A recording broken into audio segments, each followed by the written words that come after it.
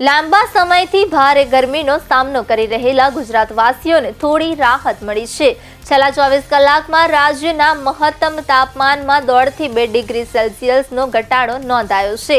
15 મેના શુક્રવારે રાજ્યમાં ગરમીનો પારો 44 સેલ્સિયસથી ઘટીને 42 સેલ્સિયસ સુધી પહોંચી ગયો હતો। ગઈકાલે રાજ્યમાં સૌથી વધુ ગરમી અમદાવાદ અને રાજકોટમાં નોંધાઈ હતી, જ્યાં મહત્તમ તાપમાન 41.7 સેલ્સિયસ રહ્યું હતું। રાજ્યના 6 શહેરોમાં તાપમાન 40 સેલ્સિયસથી વધ્યું છે। હવામાન વિભાગના જણાવ્યા મુજબ સૌરાષ્ટ્ર કચ્છના ભાવનગર અને મહુવા તેમજ કંડલા પોર્ટ વિસ્તારમાં છૂટાછવાયા સ્થળોએ હીટવેવની સ્થિતિ જોવા મળી હતી। આ ઉપરાંત વડોદરા, દ્વારકા અને દીવમાં પણ હીટવેવનો પ્રભાવ નોંધાયો હતો। હવામાન વિભાગે આગાહી કરી છે કે ગુજરાત, સૌરાષ્ટ્ર, કચ્છ અને કેન્દ્રશાસિત પ્રદેશોમાં હવામાન સૂકું રહેશે।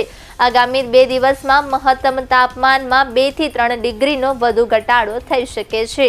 ત્યારબાદ મોટા ફેરફારની શક્યતા નથી। જોકે આગામી 5 દિવસ દરમિયાન કેટલાક વિસ્તારોમાં તાપમાન 40 સેલ્સિયસથી વધુ રહેવાની શક્યતા છે।